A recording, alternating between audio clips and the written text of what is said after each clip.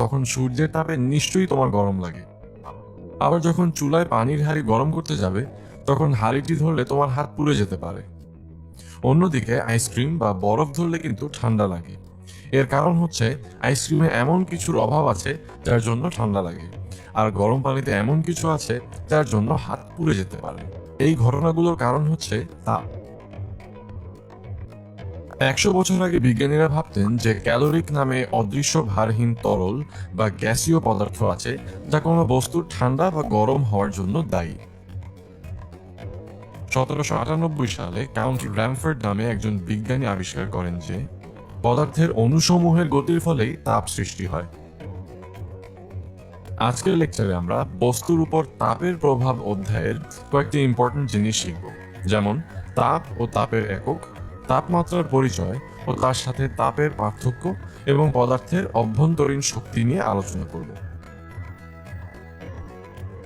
চলো প্রথমেই তাপ দিয়ে শুরু করি। কোনো বস্তুকে গরম করা হলে এর ভিতরের কণাগুলো কিন্তু সবসময় মুভ করতে থাকে, অর্থাৎ কাঁপতে থাকে। এই কারণেই তাপের সৃষ্টি হয়। তাই বলে ঠান্ডা বস্তুতে অণুর কম্পন থাকে না এমনটি ভাবা ভুল। ঠান্ডা বস্তুতেও অণুর কম্পন থাকে, কিন্তু খুবই কম। অর্থাৎ ঠান্ডা বস্তুর অণুগুলোর মুভমেন্ট গরম বস্তুর থেকে অনেক কম হয়। অর্থাৎ তাপ হলো বস্তুর ভেতরের অণুগুলোর কম্পন। মনে রাখবে, তাপের এসআই একক হলো জুল, কিন্তু আগে তাপের একক ছিল ক্যালোরি। এই ক্যালোরি ও জুলের মধ্যে একটি সম্পর্ক রয়েছে, সেটি হলো 1 ক্যালোরি তাপ তৈরি করতে 4.2 জুল শক্তি ব্যয় হয়। আবার 1 গ্রাম বিশুদ্ধ পানির তাপমাত্রা 1 ডিগ্রি সেন্টিগ্রেড বাড়াতে যে পরিমাণ তাপের প্রয়োজন হয় তাকে 1 ক্যালোরি বলে। মনে রাখবে, তাপ পরিমাপক যন্ত্রের নাম ক্যালোরিমিটার। এবার জেনে নেই তাপ শক্তি কি। বস্তুর ভিতরের অণুগুলোর ছোটাছুটি করতে যে শক্তির দরকার হয় সেটি হলো তাপ শক্তি। তার মানে অণুগুলো ছোটাছুটি করতে প্রয়োজনীয় গতিশক্তিই হলো তাপ শক্তি। এখন তাপ বাড়ালে অণুগুলোর ছোটাছুটি বাড়বে, আবার তাপ কমালে অণুগুলোর ছোটাছুটিও কম হবে। অর্থাৎ তাপের পরিমাণ অণুগুলোর গতিশক্তির সমানুপাতিক। সুতরাং কোনো বস্তুর উপর তাপ দুটি বিষয়ের উপর নির্ভর করে, একটি হলো তাপ শক্তি, অপরটি হলো তাপমাত্রা। এবার আমরা তাপমাত্রা নিয়ে আলোচনা করব। আমাদের জ্বর হলে শরীর গরম হয়ে যায়, তখন আমরা থার্মোমিটার দিয়ে তাপমাত্রা মাপি। প্রশ্ন হলো, তাপমাত্রা কি? তাপমাত্রা অথবা টেম্পারেচার হলো বস্তুর এমন এক ধরনের অবস্থা যা দুটি বস্তুর মধ্যে তাপের আদান প্রদানকে নিয়ন্ত্রণ করে। অর্থাৎ একটি বস্তুকে অন্য একটি বস্তুর কাছে আনা হলে সেটি তাপ দিবে নাকি নিবে তার সিদ্ধান্ত দেয়। তাপমাত্রা পরিমাপক যন্ত্রের নাম থার্মোমিটার। তাপমাত্রার এসআই একক কেলভিন। চলো কিছু উদাহরণ দিয়ে ভালো করে বুঝে নিই। মনে করো এই দুইটি কয়লা নেওয়া হলো এবং বের করতে বলা হলো কোনটিতে তাপ শক্তি বেশি। দেখতেই পাচ্ছ কয়লা দুটির তাপমাত্রা সেম, কিন্তু তাদের ভর আলাদা। যেহেতু দুটি কয়লার তাপমাত্রা সমান, এদের ভিতরে থাকা অণুগুলোর কম্পনও সমান। ভেতরে থাকা সবগুলো অণুর কম্পনের শক্তি যোগ করলেই কয়লাগুলোর তাপ শক্তি পাওয়া যাবে। এখানে প্রথম কয়লাটির ভর দ্বিতীয় কয়লাটি থেকে কম, অর্থাৎ অণুর সংখ্যা কম, তাই কম্পন শক্তির যোগফলও দ্বিতীয় কয়লাটি থেকে কম। অর্থাৎ কয়লা দুটির অণুগুলো একই হারে কাঁপলেও দ্বিতীয় কয়লাটির তাপ শক্তি বেশি হবে, কারণ এর অণুর সংখ্যা বেশি। আবার যদি 2 কেজি ভরের দুটি কয়লা নেওয়া হয়, যাদের ভর একই কিন্তু তাপমাত্রা বা টেম্পারেচার আলাদা, তখন কি হবে? দুটি একই রকম বস্তুর ভর একই হলেও যেটা তাপমাত্রা বেশি সেটির তাপ শক্তি বেশি ধরা হবে। এখন যদি একটি তার দিয়ে এই কয়লা দুটিকে কানেক্ট করে দিই, ভেবে দেখো তো কি হতে পারে।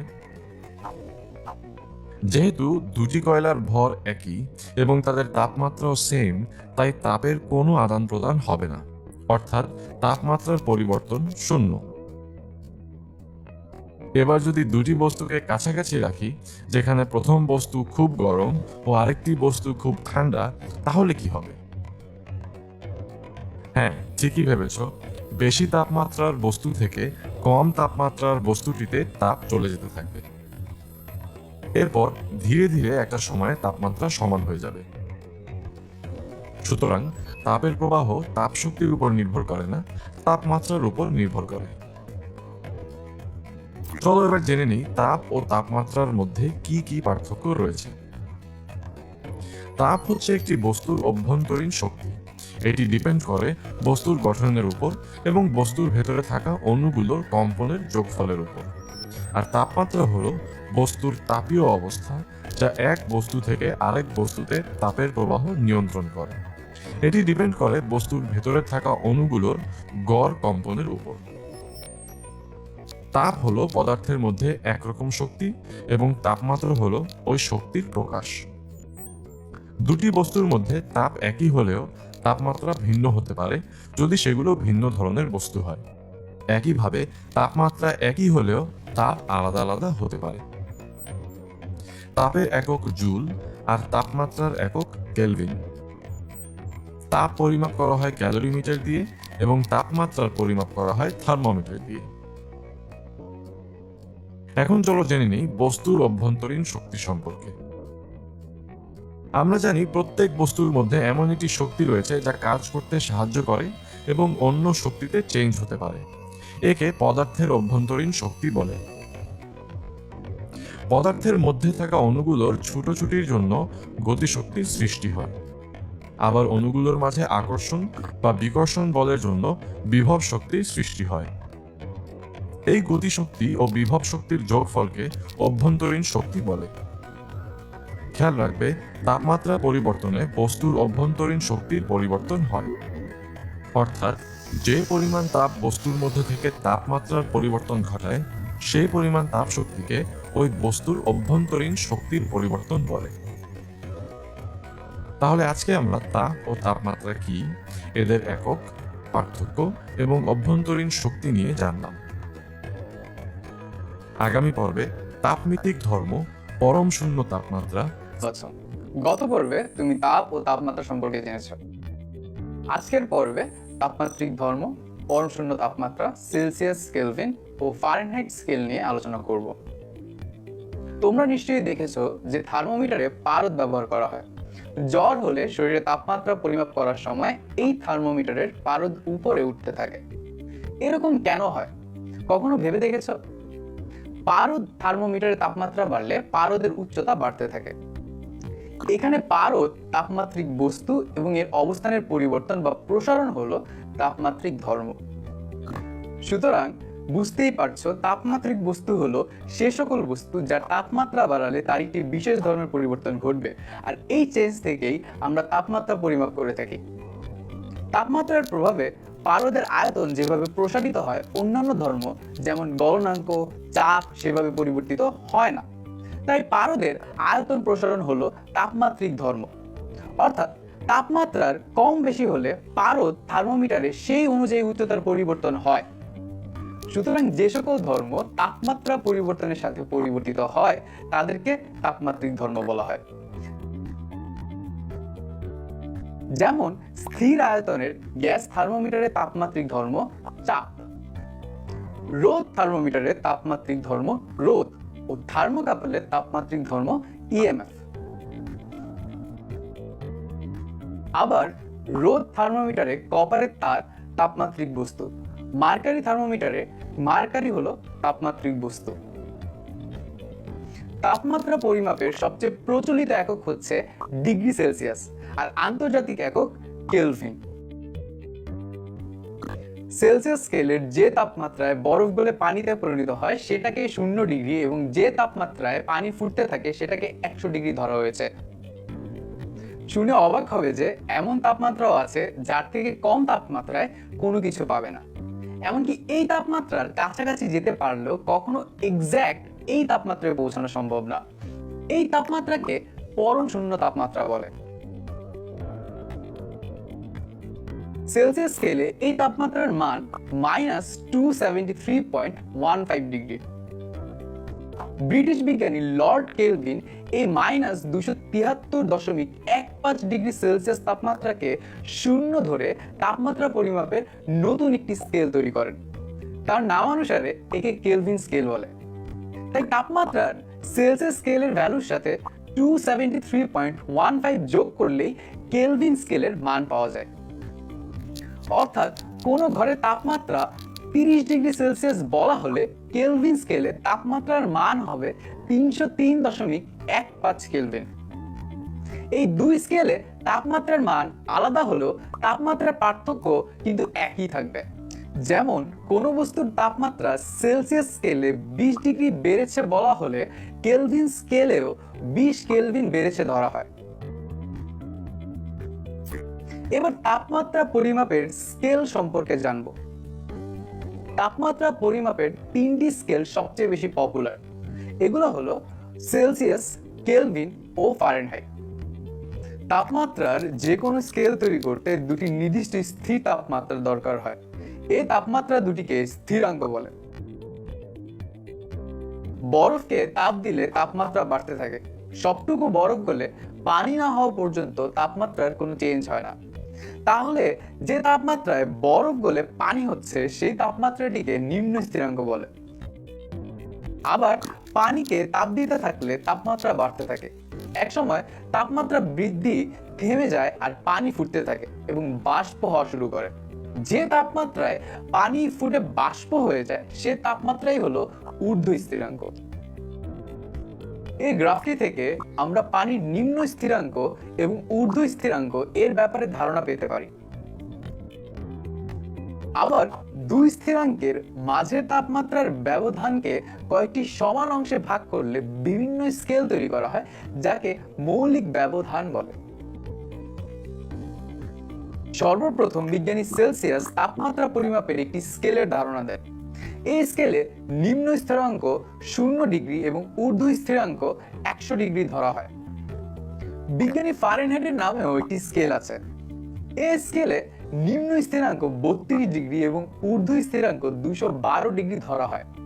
ফারেনহাইট স্কেলে মৌলিক ব্যবধানকে 180 ভাগে ভাগ করা হয়। আবার কেলভিন স্কেলে নিম্ন স্থিরাঙ্ক 273.15 ডিগ্রি এবং ঊর্ধ্ব স্থিরাঙ্ক 373.15 ডিগ্রি ধরে মৌলিক ব্যবধানকে 100 ভাগে ভাগ করা হয়। তাহলে জানতে পারলাম যে পানি 0 ডিগ্রি সেলসিয়াস বা 32 ডিগ্রি ফারেনহাইট বা 273.15 কেলভিন তাপমাত্রায় বরফে এবং 100 ডিগ্রি সেলসিয়াস বা 212 ডিগ্রি ফারেনহাইট বা 373.15 কেলভিন তাপমাত্রায় ফুটতে শুরু করে। তাপমাত্রার তিনটি স্কেলের মধ্যে কিভাবে সম্পর্ক বের করা যায় দেখে নিই। প্রথমেই সব স্কেলে নিম্ন ও ঊর্ধ্ব স্থিরাঙ্কের পার্থক্য বের করে নিতে হবে। সেক্ষেত্রে সেলসিয়াস স্কেলে পার্থক্য হবে 100 ডিগ্রি মাইনাস 0 ডিগ্রি। এখন যদি থার্মোমিটারের পারদের উচ্চতা 0 ডিগ্রি থেকে x পরিমাণ বেড়ে c তে উঠে আসে, তাহলে পার্থক্য x হবে c ডিগ্রি মাইনাস 0 ডিগ্রি। এবার L/x করলে এমন পাবো। একইভাবে ফারেনহাইট স্কেলে L/x থেকে পাই 212 minus 32 degree divided by f degree minus 32 degree. আবার কেলভিন স্কেলের ক্ষেত্রে L/x করলে এমন পাবো। এখন যদি সেলসিয়াস স্কেল ও ফারেনহাইট স্কেলের মধ্যে সম্পর্ক বের করতে চাই, তাহলে সেলসিয়াস ও ফারেনহাইট স্কেলের L/x এর মান ইকুয়াল করে এভাবে রিঅ্যারেঞ্জ করে পাই c equals 5/9 into f minus 32। চলো এবার জেনে নিই ত্রৈধ বিন্দু বলতে কি বোঝায়। যে নির্দিষ্ট তাপমাত্রায় পানি একই সাথে কঠিন, তরল, বাষ্প রূপে থাকে সে তাপমাত্রাটিকে পানির ত্রৈধ বিন্দু বলে। সেলসিয়াস স্কেলে এই তাপমাত্রার মান 0.01 ডিগ্রি সেলসিয়াস। তাহলে আজকের পর্বে আমরা শিখলাম পদার্থের তাপমাত্রিক ধর্ম, পরম শূন্য তাপমাত্রা, সেলসিয়াস, কেলভিন ও ফারেনহাইট স্কেলের মধ্যে সম্পর্ক নিয়ে। পরবর্তী লেকচারে আমরা তাপ ও তাপমাত্রা রিলেটেড কিছু ম্যাথ। হ্যালো স্টুডেন্ট, আশা করি ভালো আছো। গত পর্বে তুমি তাপমাত্রার বিভিন্ন স্কেলের মধ্যে সম্পর্ক জেনেছো। আজকের পর্বে আমরা আগের পর্ব থেকে শিখে আসা কনসেপ্ট কাজে লাগিয়ে কিছু গাণিতিক সমস্যার সমাধান শিখব। নাদিয়ার খুব জ্বর। তার মা ডাক্তারি থার্মোমিটার দিয়ে দেখলেন শরীরের তাপমাত্রা 105 ডিগ্রি ফারেনহাইট। চলো এই তাপমাত্রাকে সেলসিয়াস স্কেলে প্রকাশ করি। যেহেতু তাপমাত্রার পরিমাণটা ফারেনহাইট স্কেলে দেয়া আর সেলসিয়াস স্কেলে তাপমাত্রা বের করতে বলা হয়েছে, তাই ফারেনহাইট ও সেলসিয়াস স্কেলের মধ্যে সম্পর্কটি এখানে ব্যবহার করতে হবে। এফ এর মান বসিয়ে ক্যালকুলেশন করে পাই C equals to 40.56 degree Celsius. তাহলে নাদিয়ার জ্বর সেলসিয়াস এককে পেয়ে গেলাম। এবার মনে করো তোমাকে এমন একটি তাপমাত্রা বের করতে বলা হলো যার মান কেলভিন ও ফারেনহাইট স্কেলে একই পার্ট হবে। প্রবলেমটি সমাধানের জন্য কেলভিন ও ফারেনহাইট স্কেলের এই সম্পর্কটি তোমাকে ব্যবহার করতে হবে। যেহেতু দুটি স্কেলে একই মান দিবে, তাই ধরে নেই কে ও এফ দুটির মানই এক্স। এখন কে ও এফ এর মান 1 নং ইকুয়েশনে বসিয়ে ক্যালকুলেশন করে এক্স এর মান পাই 574.59। তাহলে এই মান কেলভিন ও ফারেনহাইট স্কেলে একই পার্ট দিবে। এজন্য এর একক কেলভিন ও ফারেনহাইট দুটিই লিখতে হবে। এবার তাহলে সেলসিয়াস ও ফারেনহাইট স্কেলে একই পার্ট হবে এমন একটি তাপমাত্রা বের করা যাক। তাহলে সেলসিয়াস ও ফারেনহাইট স্কেলে তাপমাত্রার সম্পর্কটি ব্যবহার করতে হবে। মনে করি দুটি স্কেলের জন্য একই তাপমাত্রা এক্স। এখন সি ও এফ এর মান 2 নং ইকুয়েশনে বসিয়ে ক্যালকুলেশন করে এক্স এর মান পাই -40 ডিগ্রি। অর্থাৎ সেলসিয়াস ও ফারেনহাইট স্কেলে তাপমাত্রা হবে -40 ডিগ্রি সেলসিয়াস এবং -40 ডিগ্রি ফারেনহাইট। এবার চলো কোন তাপমাত্রায় সেলসিয়াস ও ফারেনহাইট স্কেলে তাপমাত্রার পার্থক্য 45 ডিগ্রি হবে তা বের করি। মনে করি সেলসিয়াস স্কেলের part C equals to x। এখন ফারেনহাইট স্কেলের পার্ট বের করার জন্য খেয়াল করো, ফারেনহাইট স্কেলে তাপমাত্রা বেশি হলেও পার্থক্য যেমন 45 হওয়া সম্ভব, তেমনি সেলসিয়াস স্কেলে তাপমাত্রা বেশি হলে পার্থক্য 45 হওয়া সম্ভব। তাই সেলসিয়াস স্কেলের সাথে একবার 45 যোগ করে ও একবার 45 বিয়োগ করে ফারেনহাইট স্কেলের তাপমাত্রা বের করতে হবে। এটাকে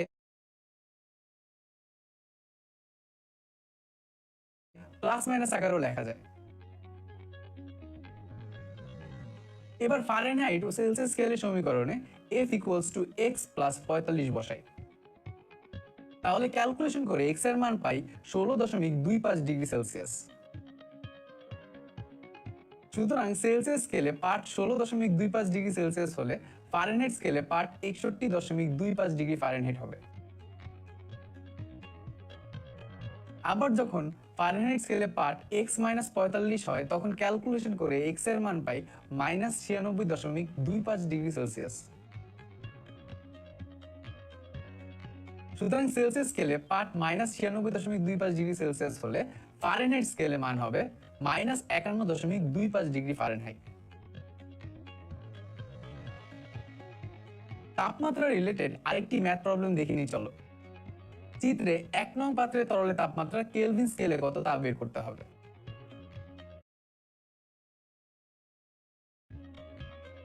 যেহেতু ফারেনহাইট স্কেলে মান দেয়া আছে 90 ডিগ্রি ফারেনহাইট, তাই কেলভিন ও ফারেনহাইট স্কেলের ফর্মুলাতে এফ এর মান বসিয়ে কে এর মান পাই 305.37 কেলভিন। এবার 1 ও 2 নং পাত্রের তাপমাত্রার পার্থক্য সেলসিয়াস স্কেলে কত হবে তা বের করো। তুমি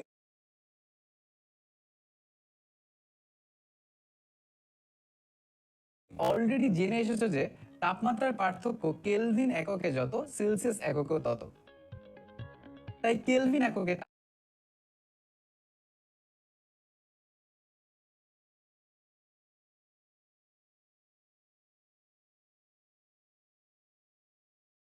তাপমাত্রার পার্থক্য বের করি। তাহলে বড় মান থেকে ছোট মান বিয়োগ করলে পাই 2.63 কেলভিন।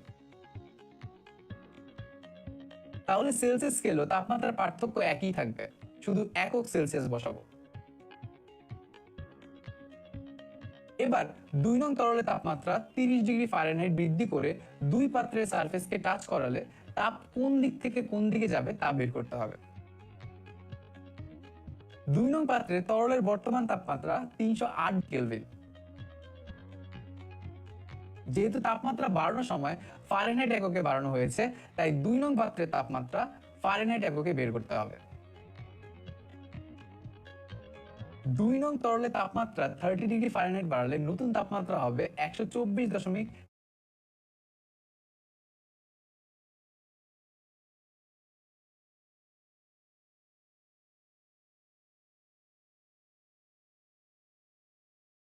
ডিগ্রি ফারেনহাইট, যা 1 নং পাত্রের তাপমাত্রা থেকে বেশি। তাই 2 নং তরলের তাপমাত্রা 30 ডিগ্রি ফারেনহাইট বৃদ্ধি করে 1 নং তরলের কাছাকাছি আনা হলে 2 নং পাত্র হতে কিছু পরিমাণ তাপ প্রবাহিত হয়ে 1 নং পাত্রে চলে যাবে। এই প্রবাহ দুটি তরলের তাপমাত্রা সমান না হওয়া পর্যন্ত চলতে থাকবে।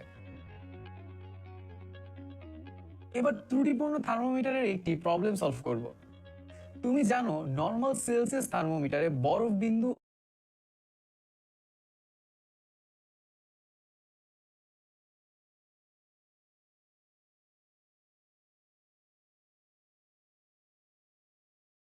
ও স্টিম বিন্দু 0 ডিগ্রি সেলসিয়াস ও 100 ডিগ্রি সেলসিয়াস দেখায়। কোনো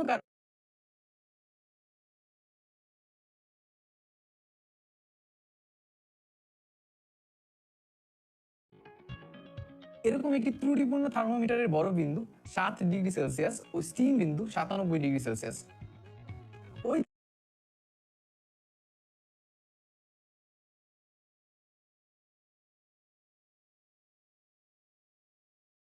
তাহলে লোহার প্রকৃত তাপমাত্রা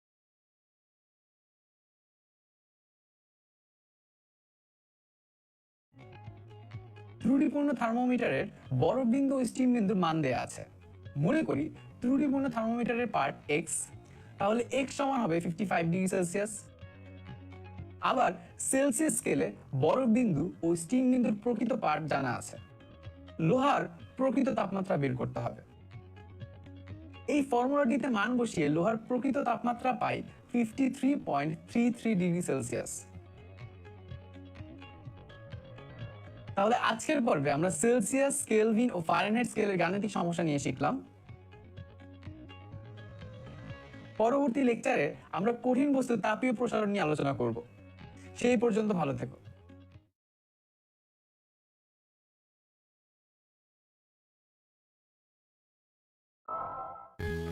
হ্যালো স্টুডেন্ট, আশা করি ভালো আছো। গত পর্বে তুমি কিছু গাণিতিক সমস্যা সম্পর্কে জেনেছো। আজকের লেকচারে কঠিন বস্তুর তাপীয় প্রসারণ আলোচনা করব।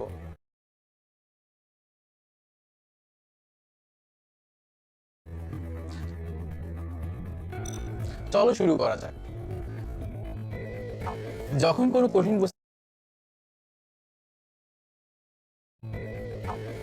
কোনো কঠিন বস্তুকে তাপ দেওয়া হয় তখন এর আকার বাড়তে থাকে ও তার ভেতরে থাকা অণুগুলোর গতিশক্তিও বাড়তে থাকে।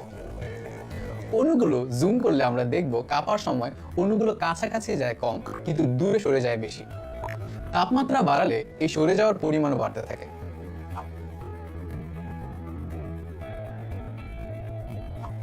এভাবে অণুগুলো একে অন্যের থেকে দূরে সরে যেয়ে নতুন একটি সাম্য অবস্থা তৈরি করে। সব অণুগুলো যখন একে অপরের থেকে দূরে সরে যাবে তখন পুরো বস্তুটাই একটু প্রসারিত হয়েছে বলে মনে হবে। এই প্রসারণ বিশ্লেষণ করার জন্য দৈর্ঘ্য, ক্ষেত্রফল ও আয়তন প্রসারণ নামে 3টি টার্ম সম্পর্কে জানব। চলো প্রথমেই দৈর্ঘ্য প্রসারণ সম্পর্কে জেনে আসি। মনে করো T1 তাপমাত্রায় একটি লোহার দণ্ডের দৈর্ঘ্য L1। এখন লোহার দণ্ডটিতে তাপ দিতে থাকলে একটা নির্দিষ্ট সময় পর T2 তাপমাত্রায় এর দৈর্ঘ্য বেড়ে হলো L2। তাহলে দৈর্ঘ্য বৃদ্ধি ডেল্টা L ইকুয়ালস টু হবে L2 মাইনাস L1, আর ডেল্টা T তাপমাত্রা বৃদ্ধির জন্য এই দৈর্ঘ্য বৃদ্ধি পেয়েছে। পরীক্ষা করে দেখা যায় দৈর্ঘ্য বৃদ্ধি ডেল্টা L হলো আদি দৈর্ঘ্য ও তাপমাত্রার পার্থক্যের সমানুপাতিক। এখন সমানুপাতিক চিহ্ন সরিয়ে ইকুয়াল সাইন আনতে একটা ধ্রুবক আলফা আনা হলো। একে দৈর্ঘ্য প্রসারণ সহগ বলা হয়। তাহলে সমীকরণটি সাজালে আলফার মান আসে delta L by L1 into delta T।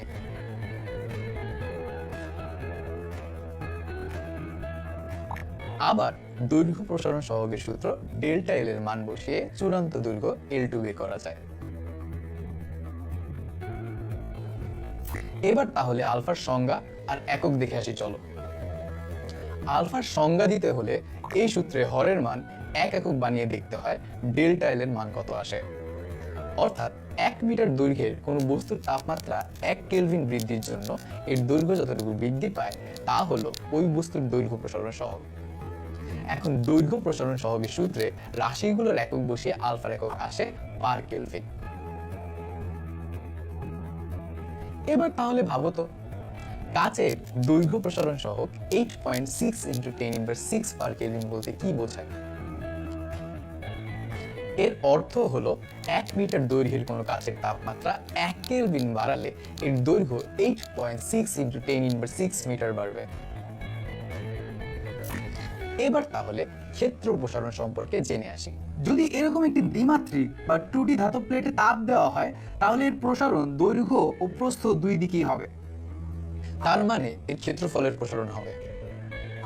এখানেও আগের মতো তাপ দেওয়ার আগে ও পরে দুটি তাপমাত্রায় ক্ষেত্রফল ধরে নিই। তাহলে ক্ষেত্রফল বৃদ্ধি এবং তাপমাত্রার পার্থক্য পেয়ে যাব।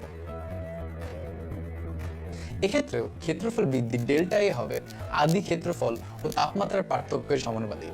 এক্ষেত্রে সমানুপাতিক ধ্রুবক বিটা আসবে, যাকে ক্ষেত্র প্রসারণ সহগ বলা হয়। সমীকরণটিকে একটু সাজালে বিটার মান আসবে এরকম। এখানেও ডেল্টা এর মান বসিয়ে চূড়ান্ত ক্ষেত্রফলের মান বের করা যাবে। আবার রাশিগুলোর একক বসিয়ে ক্ষেত্র প্রসারণ সহগ বিটা এর একক আসে পার কেলভিন। এখানেও বিটার সংজ্ঞা দেওয়ার জন্য A1 এর মান 1 একক এবং ডেল্টাটিকে 1 কেলভিন ধরে নিতে হবে।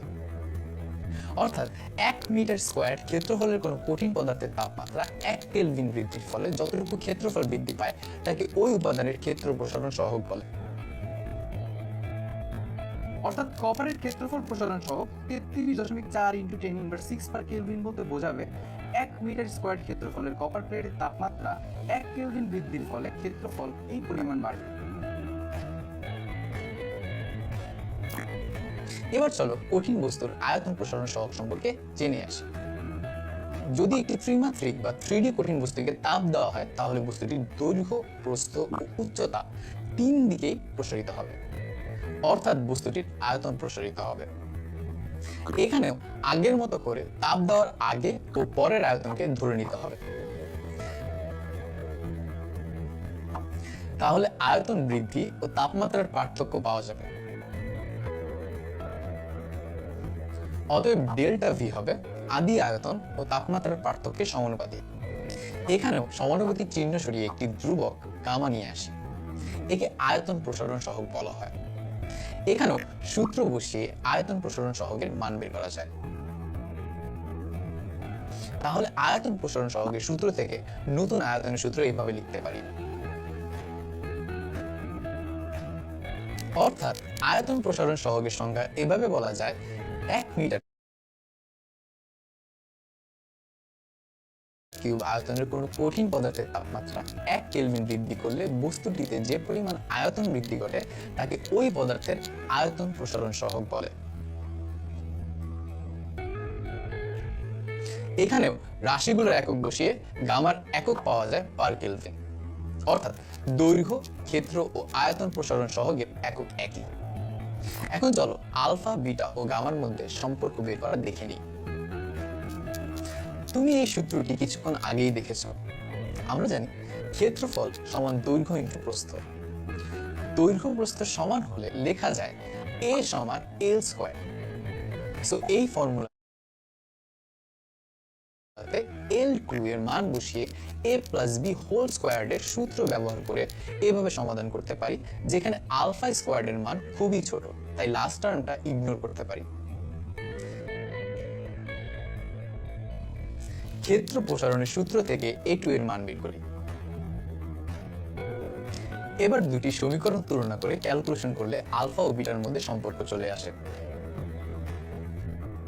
আবার আয়তন সমান L কিউব ধরে তুমি আলফা ও গামার মধ্যে সম্পর্ক বের করতে পারো।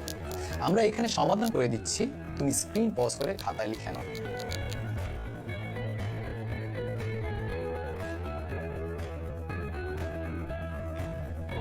এখন তাহলে দৈর্ঘ্য, ক্ষেত্র ও আয়তন প্রসারণ সহগের মধ্যে সম্পর্ক হবে alpha equals to beta by 2 equals to gamma by 3, যাকে চাইলে তুমি এইভাবেও লিখতে পারো।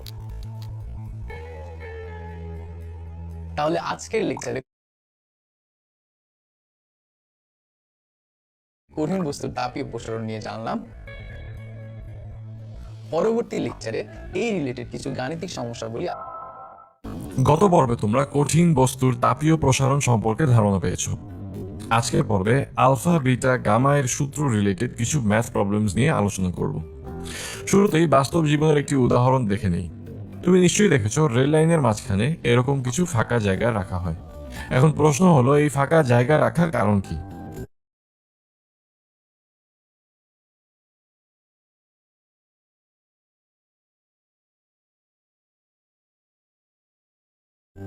রেল লাইনের চাকা পাতের সাথে ঘর্ষণের ফলে তাপ তৈরি করে, আবার সূর্যের তাপেও পাতগুলো গরম হয়। এই তাপের কারণে পাতের দৈর্ঘ্য বেড়ে যায়। অতিরিক্ত এই দৈর্ঘ্য বাড়ার জন্য যথেষ্ট জায়গা না থাকলে পাতগুলো এভাবে বেঁকে যেতে পারে, আর এ থেকে হতে পারে সিরিয়াস অ্যাক্সিডেন্ট। এবার এই রিলেটেড কিছু ম্যাথ প্রবলেমস দেখে নিই। মনে করো রেলওয়ে সংযোগের জন্য একটি কোম্পানি পদ্মা ব্রিজের উপর নকশা করল। তারা পরপর দুটি 22 মিটার দৈর্ঘ্যের রেল লাইনের প্লেটের মাঝখানে 1.7 সেন্টিমিটার জায়গা ফাঁকা রাখে। অবজার্ভ করে দেখা গেছে ওই অঞ্চলের তাপমাত্রা কখনো স্বাভাবিকের চেয়ে 14 ডিগ্রি সেলসিয়াসের বেশি বাড়ে না। রেল লাইনের প্লেটগুলো লোহার তৈরি, আর লোহার দৈর্ঘ্য প্রসারণ সহগ 11.5 into 10 to the power -6 per Kelvin. এবার ভেবে দেখো তো, এই রেল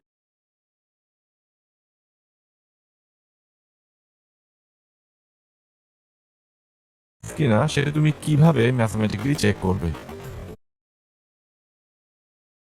যে 1.7 সেন্টিমিটার জায়গা ফাঁকা রাখা হয়েছে, তাই তোমার মাথায় রাখতে হবে পাতগুলো দুপাশের গ্যাপের অর্ধেক করে ম্যাক্সিমাম 1.7 সেন্টিমিটার পর্যন্ত সেফলি প্রসারিত হতে পারবে। তাহলে এবার যেসব ইনফরমেশন দেওয়া আছে তা থেকে পাতের দৈর্ঘ্য প্রসারণ বের করতে হবে। আর এই মান 1.7 সেন্টিমিটার থেকে কম হলে আমরা বলতে পারবো রেল লাইনটি ট্রেন চলাচলের জন্য নিরাপদ।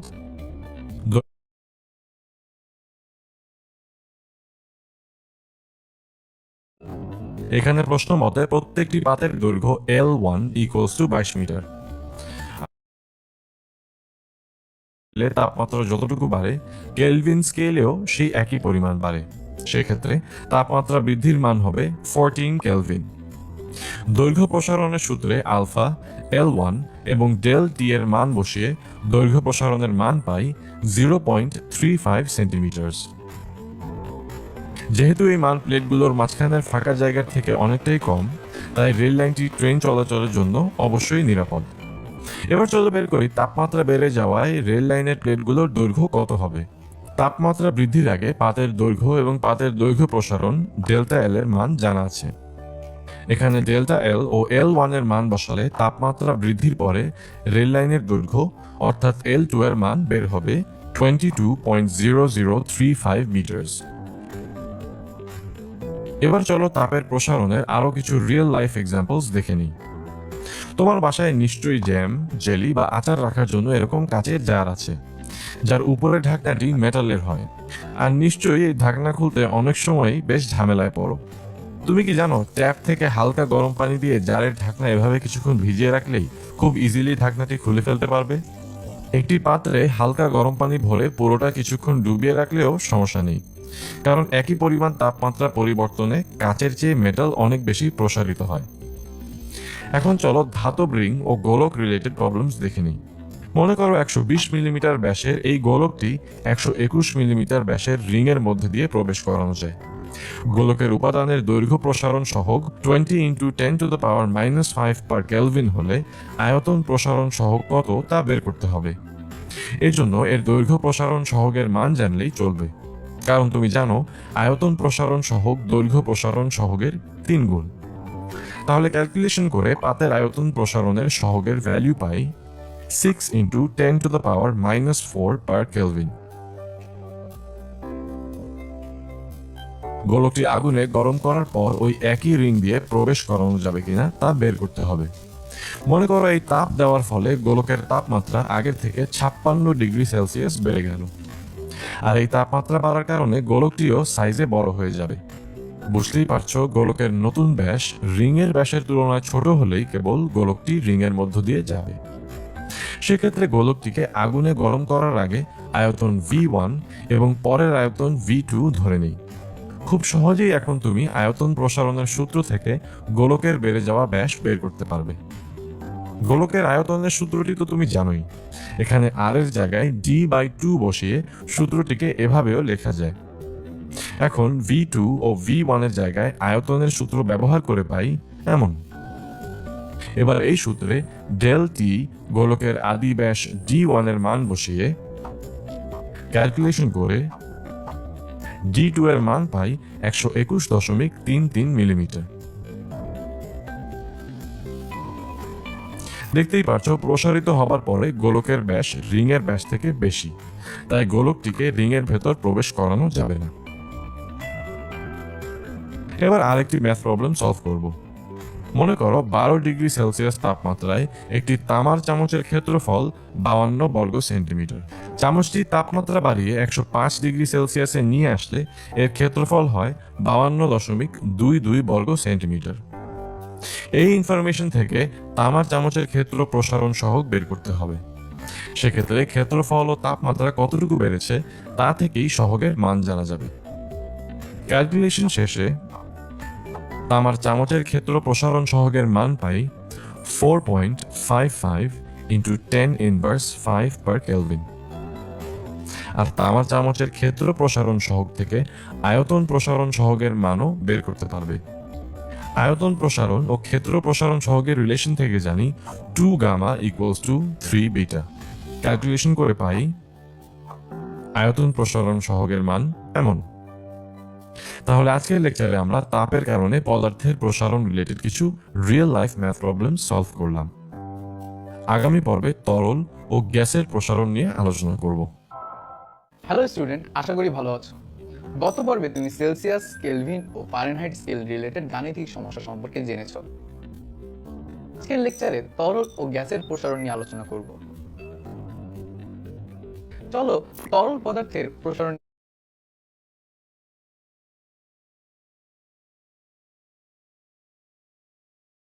নিয়ে শুরু করি।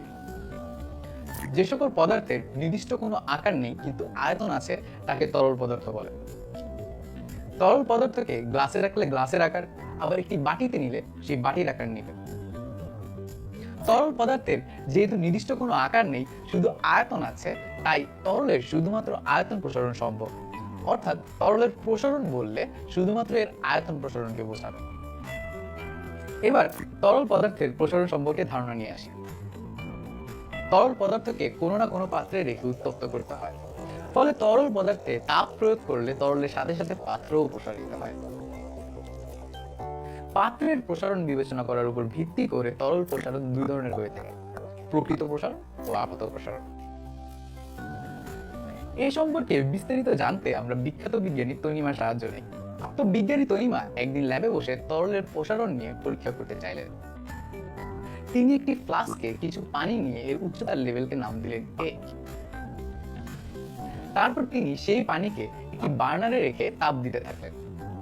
কিছুক্ষণ পরে তিনি দেখলেন যে পানির উচ্চতাটি নিচে নেমে গেছে। আর এর কারণ হলো তাপ প্রথমে পাত্রের গায়ে লাগে, তাই শুরুতে পাত্রের প্রসারণ হবে। পাত্র প্রসারিত হওয়ার পর পানির এই উচ্চতা লেভেলের নাম দেওয়া হলো B।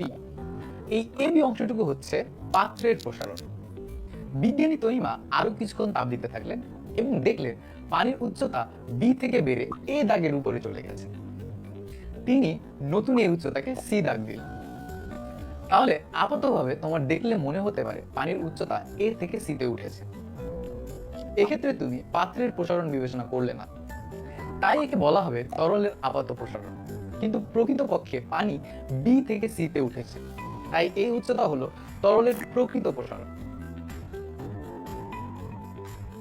খেয়াল করলে দেখবে ফ্লাস্কের প্রসারণ খুব কম হয়েছে, কিন্তু পানির প্রসারণ অনেক বেশি হয়েছে। এর কারণ হলো তরল পদার্থের প্রসারণ কঠিন পদার্থের থেকে বেশি হয়। চলো এই রিলেটেড একটি এক্সপেরিমেন্ট দেখে আসি। মনে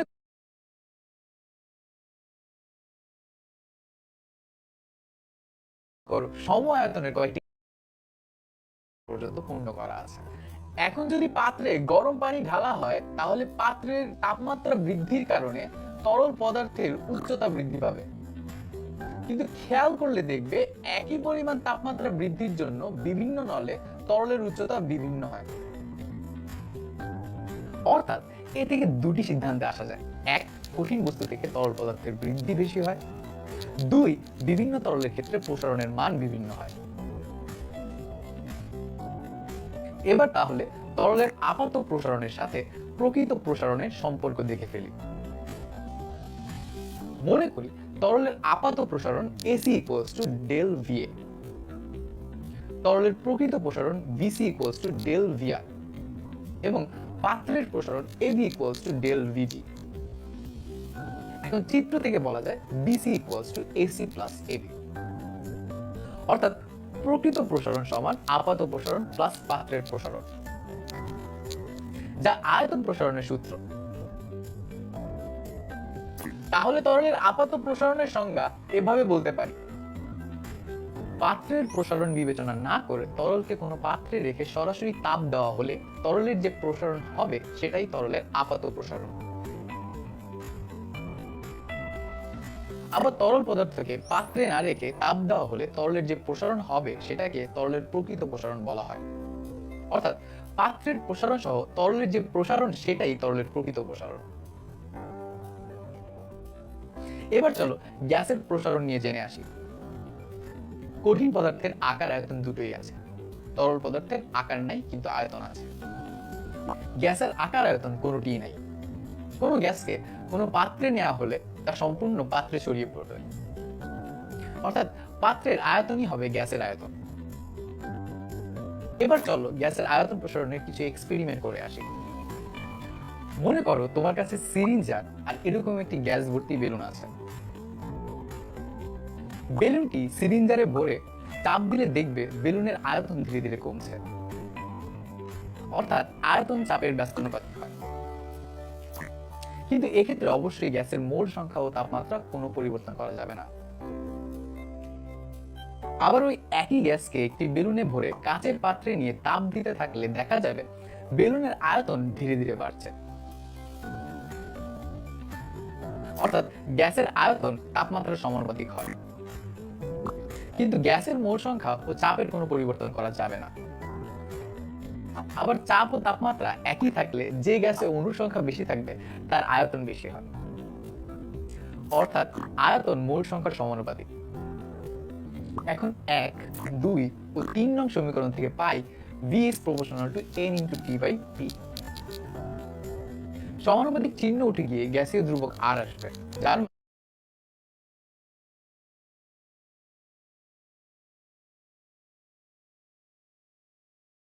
8.314 জুল পার মোল পার কেলভিন। সুতরাং লেখা যাবে PV = nRT, যা আদর্শ গ্যাসের সমীকরণ। এবার চলো গ্যাসের আয়তন প্রসারক সহগ সম্পর্কে ধারণা নিয়ে আসি।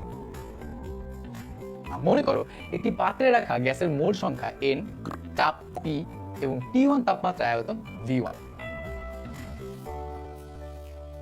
তাহলে এই পাত্রের গ্যাসের জন্য আদর্শ গ্যাসের সমীকরণটি হবে এরকম। এখন মোল সংখ্যা ও চাপ একই রেখে তাপ দেওয়া হলে T2 তাপমাত্রায় আয়তন হবে V2। তাহলে এই ক্ষেত্রে সমীকরণটি হবে এরকম। এবার 2 নং থেকে 1 নং বিয়োগ করে নতুন সমীকরণ তৈরি করি, একে 3 নং সমীকরণ তৈরি। আবার 3 নংকে 1 নং দিয়ে ভাগ করে ক্যালকুলেশন করলে পাই এমন। এখন গ্যাসের আয়তন প্রসারণ সহ বিটা পি হলে এই সমীকরণ এভাবে লেখা যায়। এই দুই সমীকরণ তুলনা করলে পাবো বিটা পি সমান 1/T1,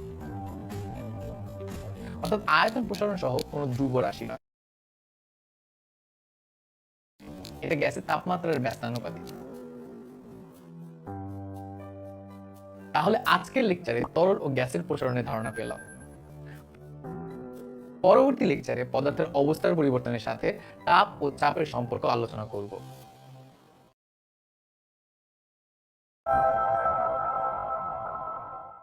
হ্যালো স্টুডেন্ট, আশা করি ভালো আছো। গত পর্বে তুমি তরল ও গ্যাসের প্রসারণ সম্পর্কে জেনেছো। আজকের পর্বে আমরা আপেক্ষিক তাপ ও সুপ্ততাপ সম্পর্কে জানব। শুরুতেই চলো তাপ ধারণ ক্ষমতা সম্পর্কে জেনে নিই। মনে করো সুমন ও ইমন দুই ভাইয়ের মধ্যে সুমন 2 কেজির ও ইমন 5 কেজির ইট তুলতে পারে। সুমন যে 2 কেজির ইট তুলতে পারে এটা তার ভর ধারণ ক্ষমতা, তেমনি ইমনের ভর ধারণ ক্ষমতা হবে 5 কেজি। একইভাবে 1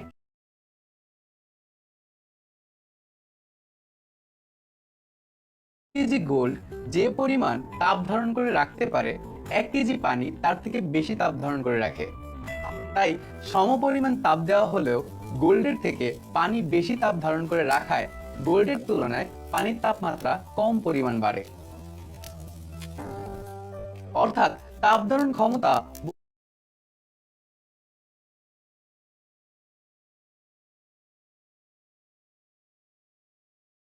বস্তুর উপাদানের উপর ডিপেন্ড করে। আবার 1 গ্লাস পানি যে পরিমাণ তাপ ধারণ করে রাখতে পারে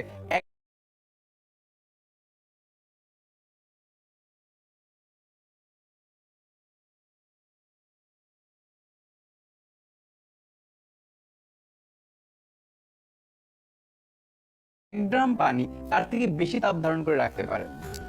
অর্থাৎ তাপ ধারণ ক্ষমতা পদার্থের ভরের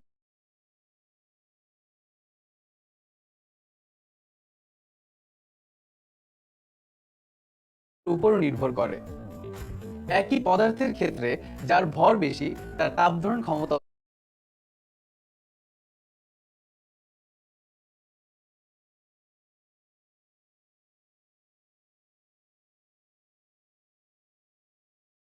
বেশি। এখন প্রশ্ন হলো কোনো বস্তুর তাপ ধারণ ক্ষমতার সংজ্ঞা কিভাবে দেওয়া যায়। তুমি অলরেডি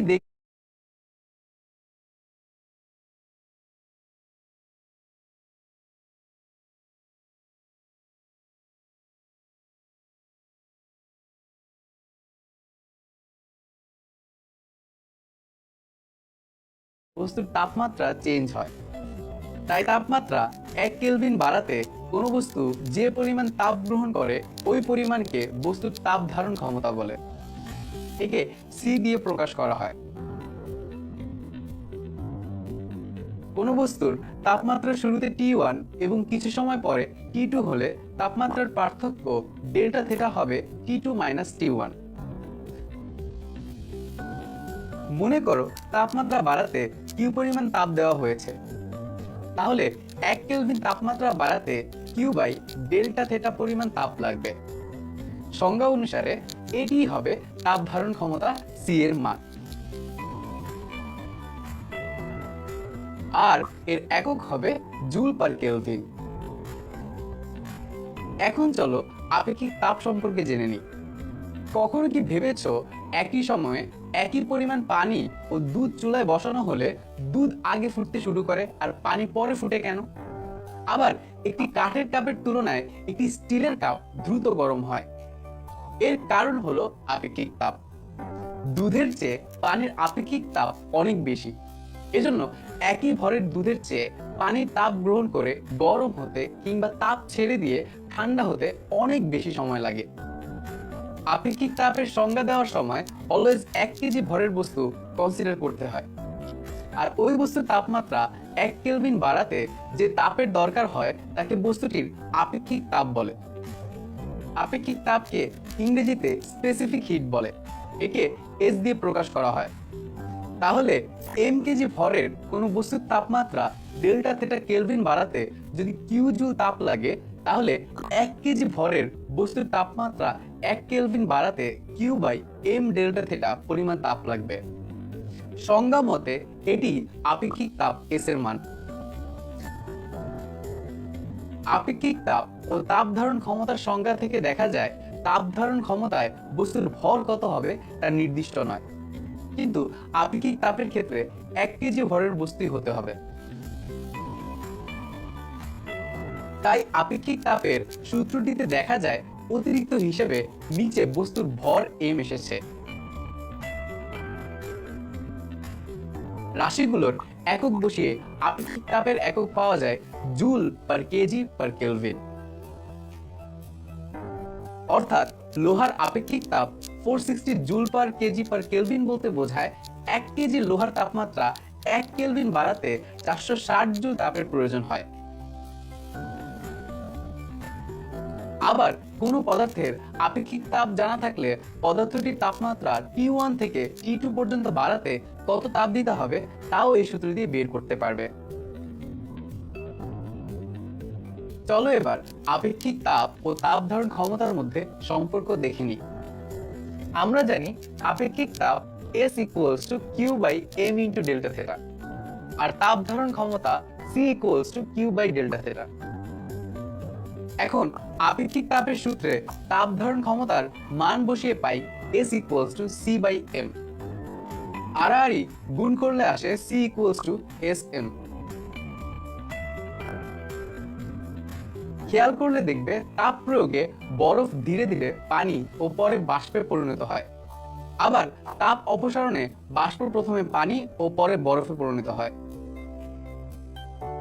এভাবে কোনো পদার্থের এক অবস্থা থেকে অন্য অবস্থায় পরিণত হওয়াকে অবস্থার পরিবর্তন বলে।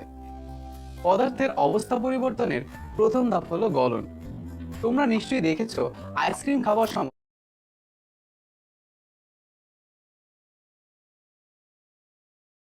শুরুতে আইসক্রিমটি কঠিন অবস্থায় থাকে, ধীরে ধীরে আইসক্রিমটি গলতে শুরু করে। তাহলে আইসক্রিমটির কঠিন থেকে তরল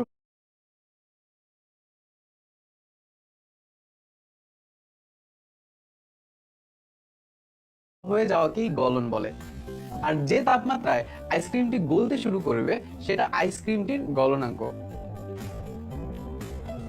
অর্থাৎ বরফের গলনাঙ্ক 0 ডিগ্রি সেলসিয়াস বলতে বোঝায় প্রমাণ চাপে বিশুদ্ধ বরফে তাপ প্রয়োগ করলে 0 ডিগ্রি সেলসিয়াস তাপমাত্রায় বরফ কঠিন থেকে তরলে পরিণত হবে।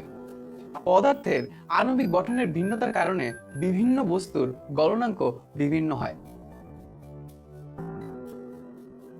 এবার তুমি যদি কোনো পাত্রে আইসক্রিমের মধ্যে থার্মোমিটার রেখে তাপ দাও তাহলে দেখবে আইসক্রিম গলার শুরুতে থার্মোমিটারটি যে তাপমাত্রা দেখাচ্ছিল পুরো আইসক্রিমটি গলে যাওয়ার আগ পর্যন্ত থার্মোমিটারে ওই একই তাপমাত্রায় স্থির থাকবে।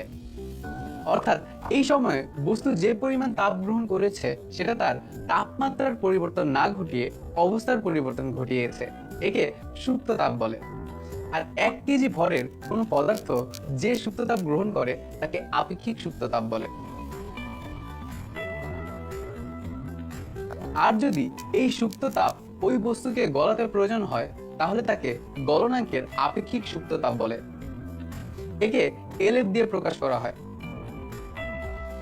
তাহলে m কেজি ভরের কোনো বস্তুর জন্য সূত্রটি হবে এমন।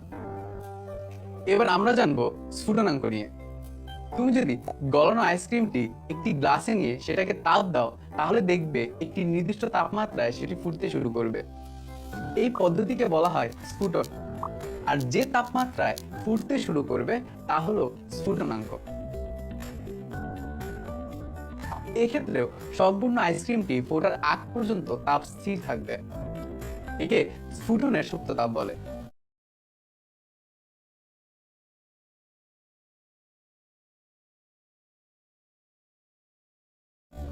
আর একে LV দিয়ে লেখা হয়। তাহলে m কেজি ভরের জন্য সুপ্ত তাপের মানটি হবে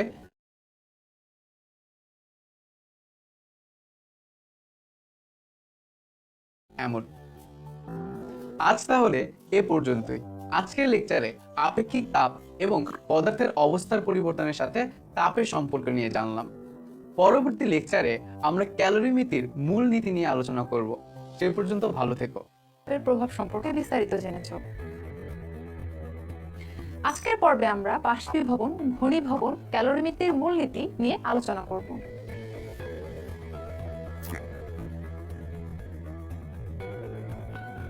তুমি জানো তরল পদার্থকে তাপ দিলে বাষ্পে পরিণত হয়, আর বাষ্পে পরিণত হবার প্রক্রিয়া হলো বাষ্পীভবন। আমরা যখন ঘেমে যাই তখন ফ্যানের বাতাসে ঠান্ডা হবার প্রক্রিয়াটি হলো বাষ্পীভবন প্রক্রিয়া। বাষ্পীভবনকে আবার দুভাগে ভাগ করা যায়, বাষ্পায়ন ও স্ফুটন।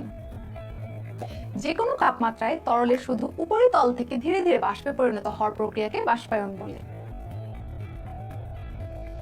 রোদে কাপড় শুকানো অথবা শীতকালে পুকুর নদী নালা শুকিয়ে যাওয়া হলো বাষ্পায়নের উদাহরণ। আবার নির্দিষ্ট চাপ ও উষ্ণতায় তরলের সমস্ত অংশ থেকে দ্রুত বাষ্পায়ন হতে থাকে, এই প্রক্রিয়া হলো স্ফুটন। আর যে তাপমাত্রায় স্ফুটন শুরু হয় তাকে স্ফুটনাঙ্ক বলে। এবার জানবো বাষ্পায়নের নির্ভরশীলতা সম্পর্কে। বাষ্পায়ন এই বিষয়গুলোর উপর নির্ভর করে, যার মধ্যে বাতাসের প্রবাহ, তরলের উপরিভাগের ক্ষেত্রফল, তরলের কাছাকাছি বাতাসের উষ্ণতা ও শুষ্ক বায়ু ইত্যাদির জন্য বাষ্পায়ন বৃদ্ধি পায়। চলো এবার ঘনীভবন ও কঠিনীভবন সম্পর্কে জেনে নিই। একটি কাচের গ্লাসে কিছু বরফের টুকরো রেখে দিলে কিছুক্ষণ পর দেখা যাবে গ্লাসের বাহিরের সারফেসে পানি জমা হয়েছে, কিংবা শীতকালে জানালার কাছেও এরকম দেখা যায়। এসবই ঘনীভবনের উদাহরণ। তাপমাত্রা কমানোর ফলে জলীয় বাষ্প যখন ঠান্ডা হয়ে পানিতে পরিণত হয় তখন সেই প্রসেসকে ঘনীভবন বলে। একইভাবে তাপ ছেড়ে দেবার ফলে কোনো তরল পদার্থের কঠিনে পরিণত হওয়াকে কঠিনীভবন বলে। ফ্রিজের মধ্যে পানি জমে বরফ হওয়া, শীতকালে নারিকেল তেল জমে শক্ত হওয়া কঠিনীভবনের উদাহরণ। চলো এবার গ্রাফের সাহায্যে দেখি -25°C তাপমাত্রার বরফকে তাপ দেওয়া হলে কি হবে। প্রথমে তাপ দেওয়া হলে বরফটির তাপমাত্রা বৃদ্ধি পেয়ে 0°C পর্যন্ত আসবে। যেহেতু বরফের গলনাঙ্ক 0°, তাই এ তাপমাত্রায় বরফ গলতে শুরু করবে। এখানে সুপ্ত তাপ কাজ করার কারণে সম্পূর্ণ বরফ গলার আগ পর্যন্ত তাপমাত্রার কোনো পরিবর্তন হবে না।